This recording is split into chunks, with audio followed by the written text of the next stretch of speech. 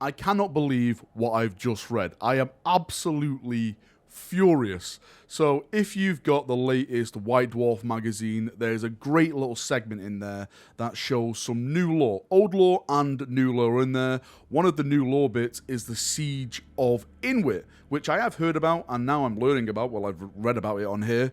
And I'm furious of what has happened. The Lion is an absolute monster, okay? An absolute monster. So I'm just going to read you this blurb of text, okay? And then you can decide for yourself, was the Lion right for doing what he did? So this is the Siege of Inwit 013.m31. Hungry for strategic prizes that Rogal Dorn's homeworld represents and the industrial wealth of its surrounding empire, a vast traitor fleet led by elements of the Emperor's Children and roving forces allied to the War Master attacks the world of the Inwit cluster. Each piecemeal assault is repelled by the garrison of the Imperial Fist and Loyalist auxiliary forces stationed in the system, who are in turn forced to fall back from their forward positions in clashes of growing intensity. Eventually, the Loyalist forces are forced to retreat to Inwit, where they are besieged by numerically superior traitor fleets. The Imperial Fist lose dozens of warships in a desperate attempt to break the blockade and seek reinforcements. However, the frigate Astral Majesty manages to break through and successfully translate into the warp. The heavily damaged warship of the 7th Legion is forced to exit the warp near the system of Aramite in the galactic south, where, by chance alone, it encourages a scout element of the Dark Angels fleet.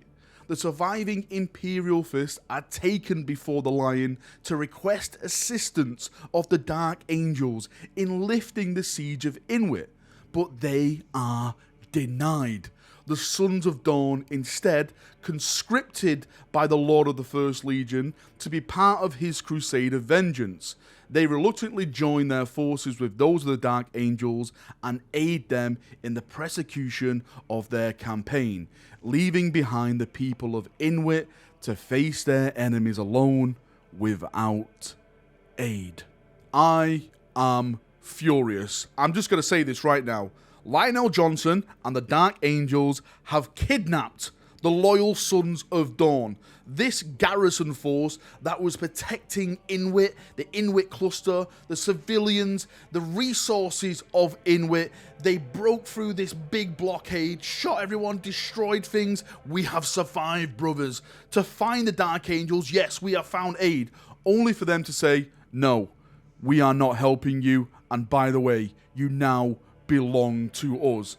The Lion is an absolute bastard. There, right? I've said it. He's an absolute bastard. How dare you, Lionel Johnson? How bloody dare you not come and help Inwit and the people of Inwit? Rogal Dorn is the greatest Primarch alive, right? Once he hears about this, you better have a good excuse why you kidnapped the Sons of Dorn and you did not help the people of Inwit. You, sir, are as bad as Horus himself. How dare you?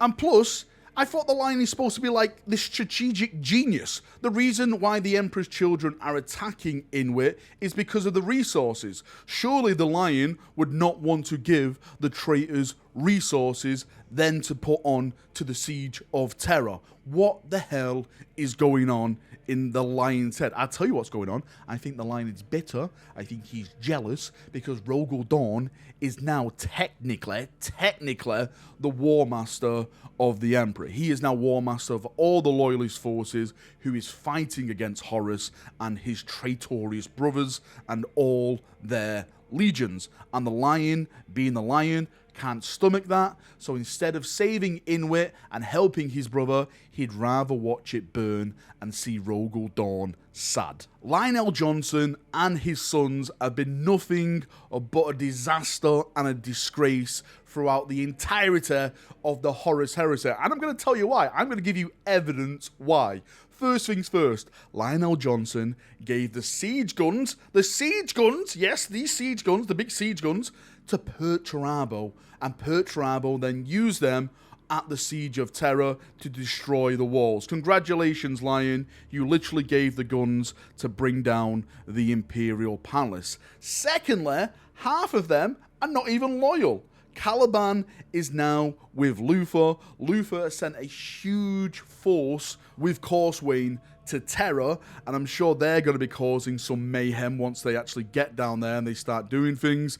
And lastly, the Lion and the Dark Angels are the reason the Tyranids are in this galaxy. Yes, you heard that right. There's a little thing called the Pharos Beacon. The Lion was supposed to be guarding it. The Lion wasn't guarding it because he was off on one of his little personal crusades, his little bit of a vendetta, because the guy has issues. So the planet was left open. The Loyalist forces had to destroy the Pharos Beacon so it didn't fall into enemy hands.